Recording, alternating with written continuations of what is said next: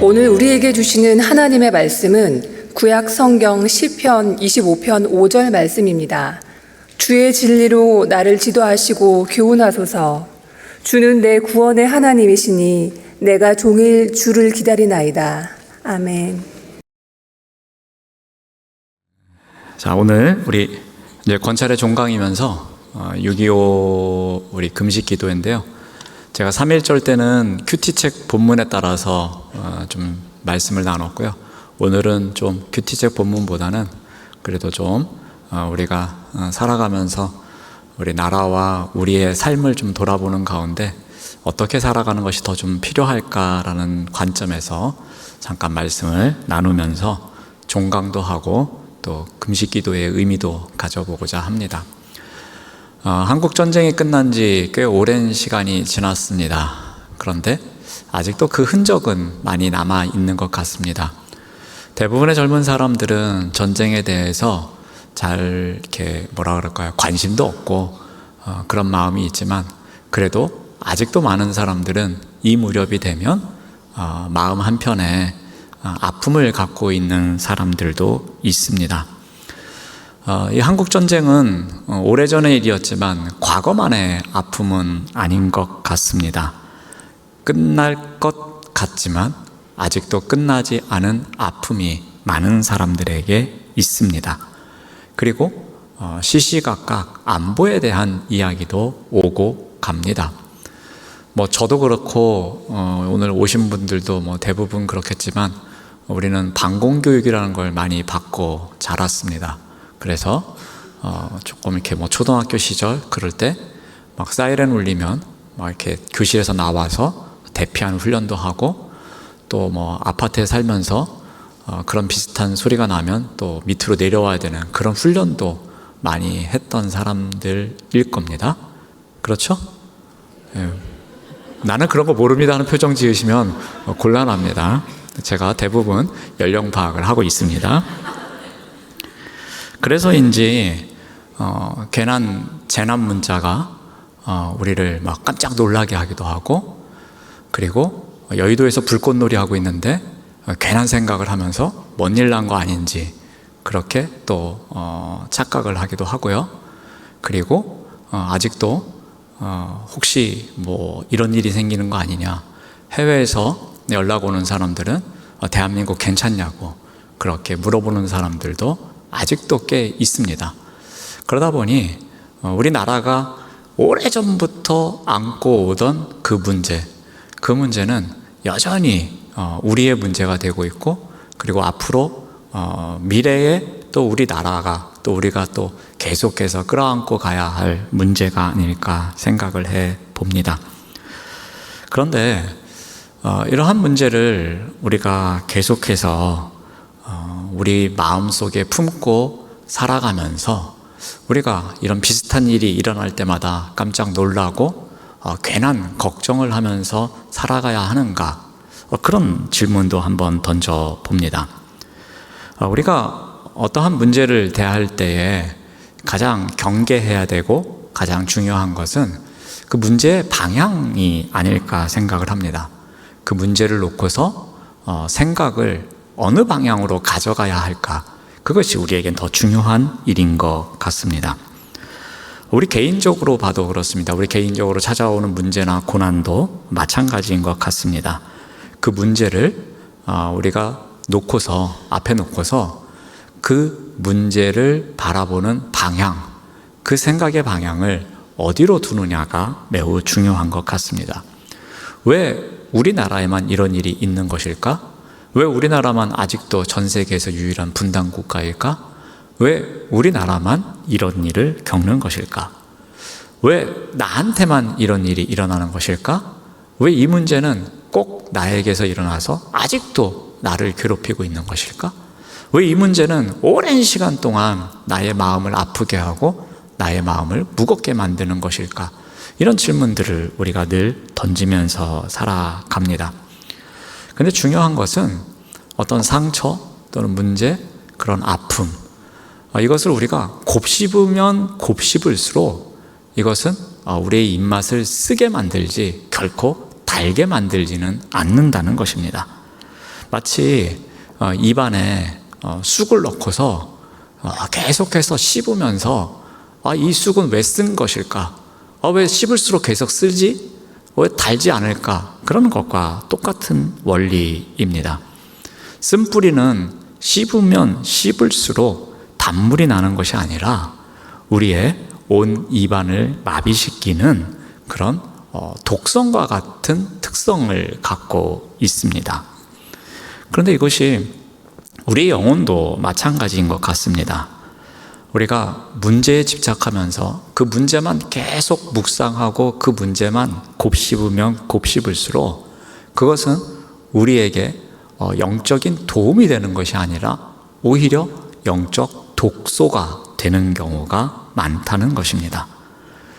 때로는 우리가 그 문제에 집착해서 그 문제만 곱씹으면 곱씹을수록 그것이 원망이 되기도 하고 분노가 되기도 하고 그것이 두려움이 될 때도 많습니다. 그 문제를 곱씹으면 곱씹을수록 앞으로는 어떻게 할까? 앞으로는 내가 이보다 더 큰 문제를 만날 수도 있을 텐데 그러면 어떻게 살아갈까 하면서 미래에 대한 두려움까지도 우리에게 다가오는 경우가 많이 있습니다. 자, 그렇다면 오늘 우리가 잠깐 살펴볼 것은 이런 어떤 문제의식 앞에서 또 위기 앞에서 어떤 아픔 앞에서 어떻게 해야 되는가라는 것입니다. 자, 오늘 본문 말씀을 기록한 시편 기자는 다윗으로 알려지고 있습니다. 다윗도 사방을 둘러싼 적들이 있었습니다. 계속해서 그 문제는 떠나지 않았습니다. 10년 넘게 계속해서 괴롭혀 오는 일입니다. 오늘은 겨우 위기를 넘길지라도 내일은 또 어떻게 살아가야 될지 모르는 그런 상황이 다윗 앞에 놓여 있는 문제였습니다. 말 그대로 참담하고 고통스러운 순간입니다. 자, 그런데 다윗은 어떻게 합니까? 그 절망의 자리에서 그 문제라는 독초를 곱씹고 그것을 입안에서 계속 씹으며 묵상하는 것이 아니라 그 시선을 하나님께로 돌립니다. 자, 오늘 말씀을 다시 보면 주의 진리로 나를 지도하시고 교훈하소서. 주는 내 구원의 하나님이시니 내가 종일 주를 기다리겠습니다 라고 합니다. 그가 종일 묵상하는 것이 무엇입니까? 야, 나는 왜 이럴까? 나는 왜 이렇게 맨날 쫓기는 인생일까? 이거 언제까지 도망자의 삶을 살 것인가? 이래서 내가 어떻게 인생을 기쁨으로 살 수 있을까? 이렇게 자신이 처한 상황에 대해서 계속해서 곱씹고 절망하는 것이 아니라 종일 주님을 기다리겠노라고 고백하고 있습니다. 바꿔 말해서 오늘 설교의 제목입니다. 내가 문제만 바라보고 그 문제만 묵상하는 것이 아니라 주님을 기다리는 마음으로 늘 주님을 묵상하며 살겠습니다 라는 고백입니다. 자, 그렇다면 우리 또한 이러한 믿음의 고백을 하기 위해서 필요한 것이 무엇일까? 한 두 가지 정도만 살펴보겠습니다. 자, 먼저는 우리가 늘 영혼의 창을 하나님께로 여는 훈련을 해야 합니다. 여러분 혹시 안개가 짙은 곳을 지나보신 적이 있으십니까? 물론 차를 운전하면서 가면 도로도 잘 돼 있고 내비게이션이 이끄는 대로 가면 되니까 전혀 문제가 없습니다. 그냥 속도만 줄이고 앞차와의 간격만 잘 조절하고 혹 문제가 될 것 같으면 비상등을 켜고서 뒤에 있는 차에게 조금 조심히 오라고 알려주면 됩니다. 자, 그런데 안개가 짙은 곳에서 산책을 하다가 내가 어느 방향으로 가야 하지 하면서 순간 착각할 때가 있습니다. 그런 길을 가보면서 당황해 보신 적이 있으십니까? 우리가 어떤 문제에 집착하고 그 문제만 묵상할 때 마치 이와 같습니다. 안개 속에 놓여 있어서 내가 어디로 가야 하는지 잘 모르는 상황과 흡사합니다. 어디로 가야 안전한지, 그리고 이 안개는 언제 끝나는 것인지, 그리고 어느 길로 가야 내가 안전할 수 있는지 막막할 때가 있습니다. 그때는 두려움도 밀려오고요. 그리고 조급한 마음도 들기도 하고요. 그리고 답답한 마음도 들고 아주 다양한 감정이 우리에게 찾아옵니다. 자, 그런데 이런 질문을 해봅니다. 우리가 그 안개만 바라본다고 그 안개가 거칩니까? 그렇지는 않습니다. 오히려 더 시야가 흐려지고 우리가 방향 감각만 잃어버릴 때가 많습니다. 여러분, 우리 민족의 현실과 우리 개인의 삶에 찾아온 고난도 마찬가지입니다. 우리가 문제라는 짙은 안개 속에 갇혀 있으면 우리는 자꾸만 그 안개 속에서 길을 잘못 찾는 경우가 있습니다. 내가 어떤 생각을 하고 계산을 하고 또 염려해보고 하지만 오히려 그 늪에 더 깊게 빠지는 경우도 있습니다. 안개에 이끌려서 이 절망 속에 아예 주저앉을 때도 많이 있습니다. 문제의 안개에 이끌려가면서 서서히 무너져가는 우리의 모습을 발견할 때도 있습니다. 자, 그런데 오늘 말씀은 어떻게 가르쳐주고 있습니까? 문제에 완전히 함몰되어서 질질 끌려가고 있는 나, 안개 속에서 주저앉아 있기만 한 나, 그 나를 그 절망의 현장으로부터 과감하게 떼어내는 것이 중요함을 가르쳐줍니다. 내 생각과 시선이 온통 문제에 빼앗겨 있는 것이 아니라 그 문제에 계속해서 집착해 들어가는 나를 좀 멈추게 만들고 강제로라도 나를 그 안에서 분리해내는 훈련이 있으면 좋겠습니다. 안개 속에서 우리가 해야 할 일은, 유일한 일은 땅을 보면서 한숨을 쉬는 것이 아니라 그때에 고개를 들어서 내 영혼의 창문을 열어서 햇빛을 찾고자 하는 것이 중요합니다. 즉, 하나님을 향한 그 활짝 여는 마음이 있어야 할 것입니다. 우리의 시선이 그저 땅에만 머물고 있는 것이 아니라 그 시선을 하늘로, 그래서 안개에서 태양으로 옮겨갈 수 있는 우리의 마음이 있어야 합니다. 여러분, 그런 것을 위해서 제일 좋은 게 뭐냐면요, 바로 기도입니다. 오늘도 우리가 6.25 금식 기도회로 모입니다. 굳이 금식도 안 하는데 금식 기도회라고 명명합니다. 분명히 오늘 끝나고 교구 모임 잠깐 하고 나면 7층 올라가요. 그럼 밥을 줘요. 우린 금식 기도회로 모였는데 오늘 7층에서 맛있는 식사를 준비하고 우리가 또 앞다투어서 먼저 올라가서 먼저 먹어야지 하면서 우리가 밥을 먹습니다. 분명히 모이기는 금식 기도회입니다. 목사님, 이거 뭐예요? 우리 금식 기도를 모였는데 왜 밥 왜 주는 거예요? 라고 생각할 수도 있습니다. 자, 그런데 우리가 금식 기도회라는 타이틀을 갖고 모인다는 것은 어떠한 의미를 갖습니까? 내가 갖고 있는 그 문제, 그런데 내가 그것만 계속 바라보고 마치 안개 속에서 안개만 바라보고 땅만 바라보고 내가 절망하고 있는 것이 아니라 내가 이 기도라는, 금식 기도회라는 이 타이틀의 이 시간만큼이라도 내가 그곳에 가서 내가 안개만 바라보고 땅만 바라보고 절망하고 있는 것이 아니라 그 가운데서 하늘을 한번 바라보겠습니다. 내가 그 가운데서 영혼의 창을 열고 그래도 하나님, 이 문제 가운데, 이 문제 너머에서 일하시는 그 하나님을 발견하고 싶습니다. 그 하나님을 바라보고 싶습니다. 그 하나님을 붙잡고 싶습니다. 라는 그 마음으로 온전히 하나님께 향하는 시간을 가져보기 위해서 모이는 것입니다. 먹고 안 먹고가 중요한 것이 아니라 이러한 타이틀을 갖고 우리가 함께 모일 때에 내 삶의 문제든 우리의 나라가 갖고 있는 어떠한 아픔이든 우리 교회가 나아가야 할 방향이든 그리고 우리가 열심히 품고 있는 비전이든 그것을 우리가 함께 생각해 보면서 이 시간만큼이라도 하나님께로 내 영혼의 창문을 열겠습니다 라는 결단의 시간이고, 그것을 행동으로 옮기는 시간입니다.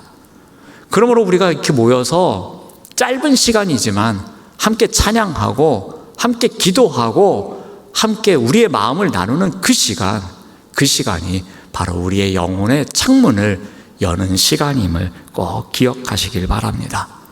사방이 꽉 막힌 것 같은 벽이 있는 것 같고, 그리고 답답하고 우울감이 찾아오고, 그래서 절망해서 어떻게 할 줄 모르고, 그렇지만 그래도 이런 기도의 시간을 통해서 우리가 함께 모여서 하나님 그 이름을 부르면서 제가 이렇게 아픕니다, 제가 이렇게 힘듭니다, 우리 교회가 이렇게 가야 합니다, 우리나라에 이런 문제가 있습니다 하면서 함께 기도할 때에 우리가 안개 속에서만 방황하는 것이 아니라 그래도 이 시간만큼이라도 우리의 영혼의 창을 열고 하나님께로 나아가는 시간임을 우리가 기억했으면 좋겠습니다.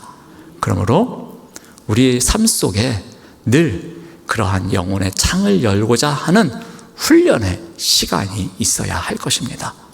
나 혼자서 잘 안 되면 누군가와 함께 하기 위해서 그 예배의 자리, 기도의 자리, 모이라는 시간에 모여서 그래도 짧은 시간이라도 함께 하고자 하면 그 훈련이 반복되다 보면 그러한 영혼의 창문을 여는 것이 습관이 되고, 그리고 그것이 나에게 좋은 시간을 이끌어가는 놀라운 역사가 나타날 것이라고 생각합니다. 그런 훈련을 우리가 끊임없이 해나가시기를 바랍니다. 또 하나 우리 다윗의 고백을 통해서 배울 수 있는 것은 비록 안개 속에 있을지라도, 비록 광야의 그 한복판에 있을지라도 그 하나님을 바라보며 그 하나님만을 기다린다는 것입니다. 이 기다림이 무엇보다도 우리에게 필요하고 중요한 것 같습니다. 여러분, 이 광야하고 안개 속에 있는 것하고 공통점이 뭐인 것 같습니까? 내 힘으로는 통제할 수 없다는 것입니다. 우리가 안개 속에 있을 때 내가 어떤 힘을 쓴다고, 어떠한 발버둥을 친다고 그 안개를 내가 원하는 시간에 내 원하는 방법으로 물리칠 수 있나요? 우리가 광야 한복판에 있다고 할 때에 내 방법으로, 그리고 그 내가 원하는 시간에 그 광야에서 딱 벗어나서 오아시스가 딱 있는 곳으로 갈 수 있나요? 그렇지는 않습니다. 내 힘으로 이 상황을 통제할 수 없습니다.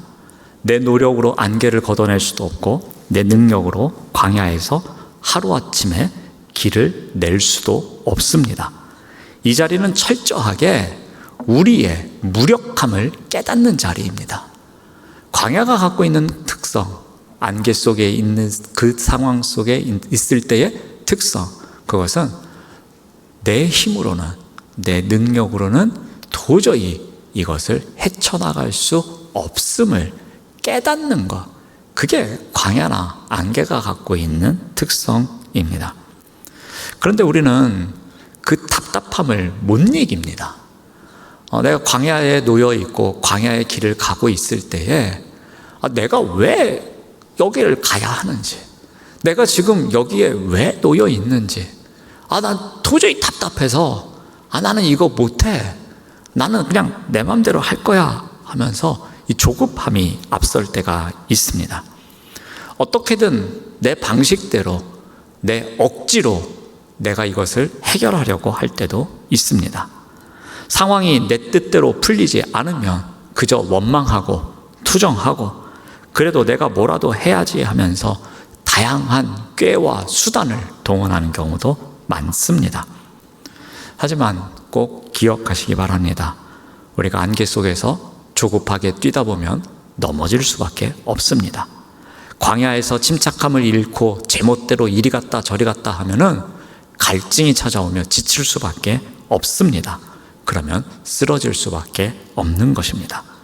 그런데 이 광야길을 헤매이면서 도망자의 삶을 살고 있는 다윗은 어떻게 고백합니까?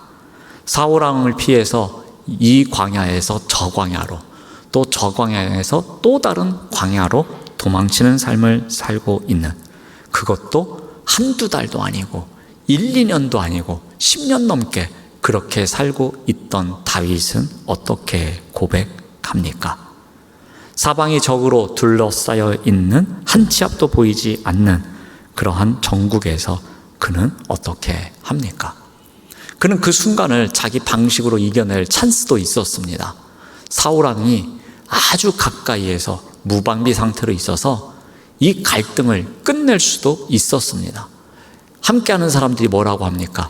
이거는 하나님께서 주신 최고의 기회입니다. 그냥 푹 찔러서 끝내시면 됩니다. 그렇게 옆에서 하나님께서 주신 기회라고 그렇게 말하기도 합니다. 하지만 다윗은 인간적인 계산이나 꾀를 부리지 않습니다. 억지로 왕의 자리에 오르지도 않습니다. 왜 그렇습니까? 다윗은 알고 있었어요.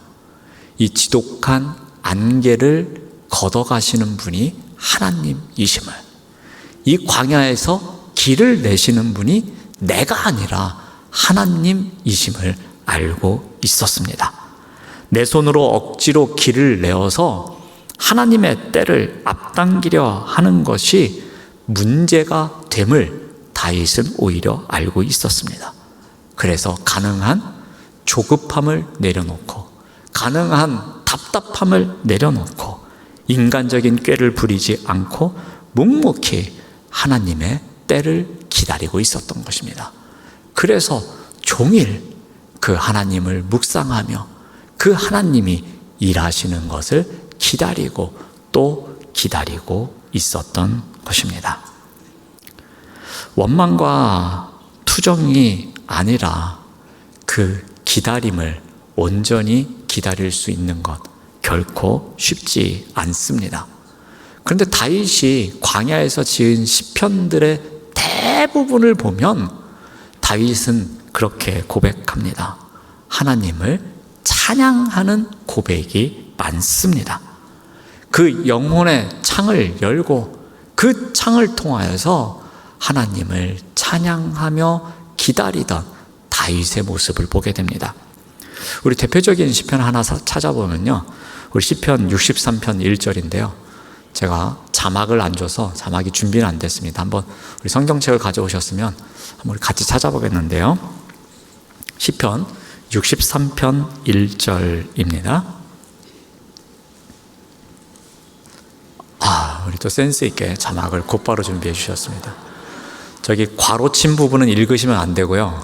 괄호 빼고 그 다음부터 우리 같이 한번 읽어보겠습니다. 시작. 하나님이여 주는 나의 하나님이시라. 내가 간절히 주를 찾되 물이 없어 마르고 황폐한 땅에서 한 영혼이 주를 갈망하며 내 육체가 주를 앙모하나이다. 아멘. 다윗이 그 광야의 길을 지나면서 고백한 부분입니다. 내가 간절히 주를 찾았어요. 그런데 물이 없어 마르고 황폐한 땅에 있습니다. 지금 자신의 상황은 어디에 있습니까? 물도 없고요, 황폐한 광야에만 있습니다. 그런데 그는 어떻게 합니까? 내 영혼이 지금 그 물 찾아다니고 있는 것이 아니라, 어디가 오아시스인가 그런 거 찾아다니고 있는 것이 아니라 내 영혼이 주를 갈망한다라고 합니다. 그리고 내 육체가 주를 앙모한다라고 합니다. 주님만을 찬양하면서 그 주님을 향한 영혼의 창을 통해서 늘 주님을 찬양하며 주님을 기다리고 있는 다윗의 모습을 보게 됩니다.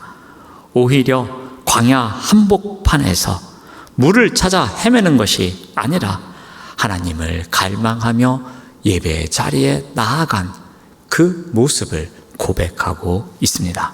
사랑하는 여러분, 지금 우리가 처하고 있는 현실, 우리가 또 함께 나아가고 있는 우리의 비전, 그리고 우리의 삶, 그러한 것들이 때때로 이 안개 속에 놓여 있을 때가 있습니다.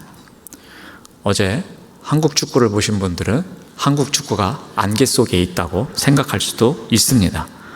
내 힘으로 억지로 돌파구를 찾을 수도 없습니다. 근데 중요한 것은 우리가 인간의 조급함을 내려놓을 줄 아는 것. 이 조급함이 오히려 우리를 더 크게 넘어지게 만든다라는 것. 그것을 꼭 기억하시길 바랍니다. 안개는 우리가 치우는 것이 아닙니다. 때가 되면 태양빛에 의해서 자연스럽게 거치기 마련입니다. 하나님의 때가 되면 가장 안전한 방법으로 마치 안개와 같은 것을 하나님께서 치워주신다는 것을 꼭 기억하시길 바랍니다. 그때까지 우리가 서 있어야 하는 자리, 그 자리는 조급함의 자리가 아니요, 주님을 앙망하며 그 주님을 찬양하며 그 주님을 예배하며 영혼의 창을 열고 기다리는 그 자리가 되어야 할 것입니다. 사랑하는 여러분, 하나님은 우리에게 늘 묻고 계십니다. 너는 지금 무엇을 묵상하며 살고 있느냐라고 묻습니다. 그런 질문에 대해서 우리 한번 스스로 답변해 보시기 바랍니다. 나는 무엇을 묵상하며 살고 있을까? 내가 요즘 가장 관심을 갖는 것이 무엇일까? 그것에 대해서 나는 어느 정도 내가 묵상하며 나의 눈과 귀가 멀어가며 그것에 집착하며 거기에 올인하고 있지는 않는가? 여러분, 문제만을 묵상하고 있습니까? 두려움만을 묵상하고 있습니까? 상처의 그 원망의 대상만을 묵상하면서 곱씹고 또 곱씹고 있습니까? 그러면 그것은 우리에게 독초와 같아서 우리의 마음을 더 아프게 하고 우리로 하여금 더 절망케 하는 것을 우리가 경험해 보았을 것입니다. 그러므로 우리에게 필요한 것은 그 문제보다, 그 문제를 묵상하는 것보다 하나님을 묵상하는 것이 더 중요함을 기억하시길 바랍니다. 문제를 계속 바라보면 절망이 더 커질 수밖에 없습니다. 하지만 하나님을 바라보면 우리의 믿음이 더 성장해 갑니다. 문제를 붙들면 두려움이 더 커질 수밖에 없습니다. 하지만 우리가 말씀을 묵상하면 우리에게 샬롬이 찾아옵니다. 상황은 당장 변하지 않을 수도 있습니다. 여전히 안개 속에 있을 수도 있습니다. 여전히 광야 한복판에 걸어갈 수도 있습니다. 하지만 기억하십시오. 안개가 거쳐서 하나님을 믿는 것이 아닙니다. 하나님을 믿기에 우리가 안개 속에서 걸어갈 수 있음을 꼭 기억하시길 바랍니다. 그래서 주는 내 구원의 하나님이시니 내가 종일 주를 기다리겠습니다 라는 다윗의 고백이 우리의 고백이 되시기를 바랍니다. 그러한 믿음으로 또 우리 방학 기간 동안 7, 8월 무더운 여름 잘 보내시고 또 건강한 모습으로 2학기 개강할 때에 또 더 열정을 더하는 우리의 모든 또 우리 구역 또 우리 리더들이 되시기를 바랍니다. 네, 기도하겠습니다. 하나님 감사합니다. 문제와 상황에 마음을 빼앗기며 두려워하고 낙심했던 우리의 모습을 돌아봅니다. 이제 문제보다 크신 하나님을 바라보게 하시고 안개 같은 현실 속에서도 주님의 선하신 뜻과 때를 신뢰하며 기다릴 줄 아는 믿음의 행진이 있게 하여 주시옵소서. 예수님의 이름으로 기도드립니다. 아멘.